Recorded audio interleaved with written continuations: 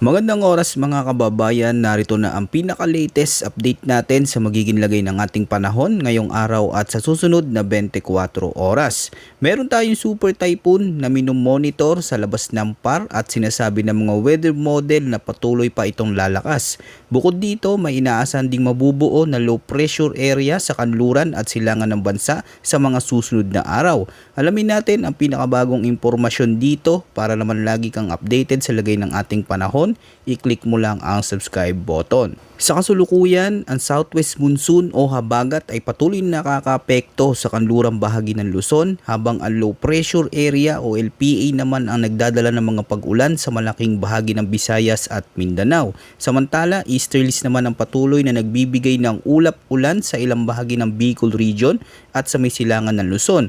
Kasabay nito, meron tayong low pressure area na minomonitor sa loob ng Philippine Area of Responsibility. May tinataya itong layo na 165 kilometers sa silangan ng Catanduanes. Bukod dito, nanatiling aktibo ngayon ang karagatang Pasipiko dahil may umiiral na malakas na sistema o super typhoon na may international name na Dolphin sa labas ng Philippine Area of Responsibility na patuloy na binabantayan. Ayon sa Joint Typhoon Warning Center, isa na itong Category 4 Major Typhoon. Taglay nito ang lakas ng hangin na umaabot sa 195 km per hour at pagbugso ng hangin na umaabot sa 240 km per hour. Sa ngayon ay nanatiling mababa pa ang tsansang pumasok ito sa PAR pero inaasang atake nito ang habagat na magdadala ng malawakang pag-ulan sa malaking bahagi ng bansa sa mga susunod na araw. Ngayon mga kababayan, pagandaan po natin ito para sa Eastern Visayas, Central Visayas, Caraga, Northern Mindanao, Catanduanes, Masbate, Albay at Sorsogon. Inaasahan ng maulap na kalangitan na may kalat-kalat na pag-ulan at mga pagkidlat at pagkulog dulot ng low pressure area. Dahil sa maraming moisture ang hinahatak ng LPA, maaaring maging madalas ang mga pag-ulan sa ilang lugar at maaari itong lumakas. Dahil dito mataas ang banta ng flash floods at pagguho ng lupa, lalo na sa mga mababang lugar at mga komunidad na malapit sa kabundukan. Samantala sa natitirang bahagi ng Bicol Region, inaasahan din ang maulap na kalangitan na may kalat-kalat na pag-ulan at thunderstorms dahil naman sa easterlies. Ang hangin ito mula sa silangan ay may dalang sapat na moisture upang makabuo ng makakapal na ulap at mga thunderstorm.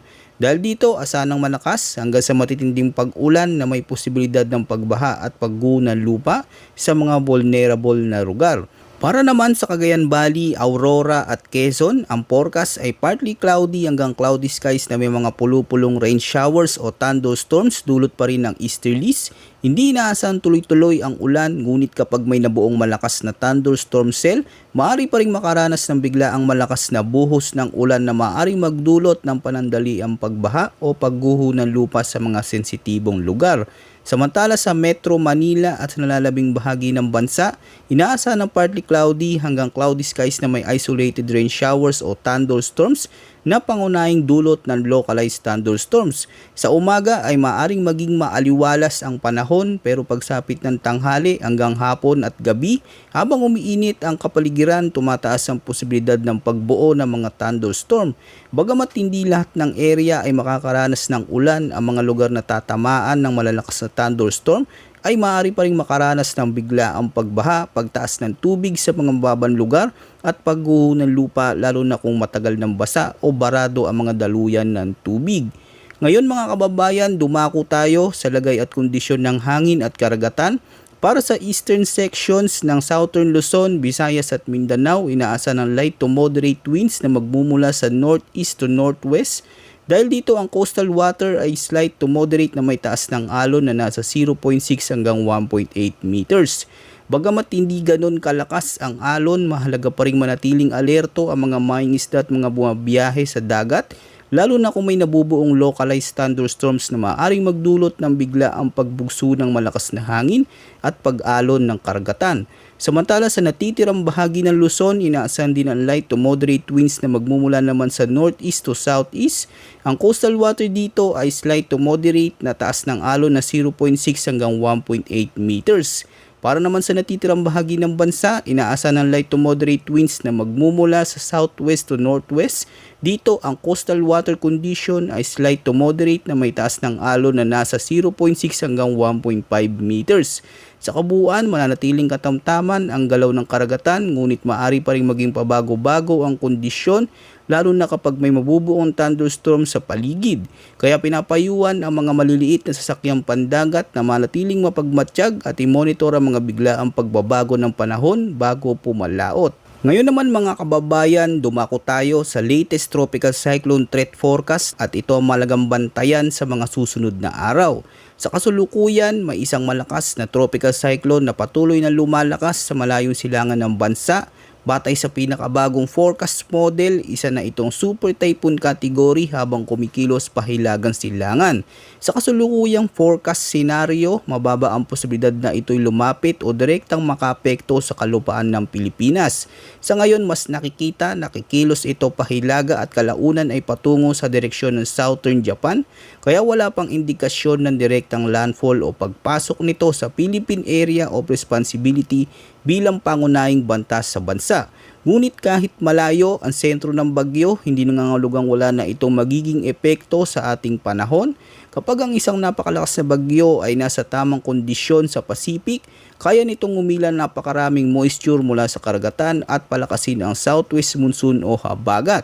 Kapag mas lumakas ang habagat, maaari nitong dalhin ang mas maraming ulap at pag-ulan sa kanlurang bahagi ng Luzon at Visayas. Sa ganitong sitwasyon, kahit hindi direktang tumama ang bagyo, maaari pa rin itong magdulot ng pabalik-balik na pag-ulan na maaring lumakas at magpataas ng panganib ng pagbaha at pagguho ng lupa sa mga lugar na madalas tamaan ng habagat. Samantala, bukod sa malakas na bagyong nasa malayong silangan, may isa pang low pressure system sa loob ng PAR malapit sa bahagi ng Northern Luzon na may tsansang lumakas sa mga susunod na araw.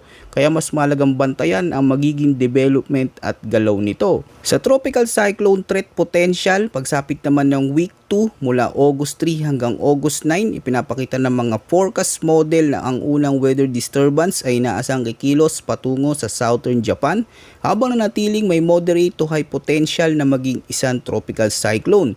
Dahil sa inaasang galaw nito, maliit ang posibilidad na magkaroon ito ng direktang epekto sa Pilipinas.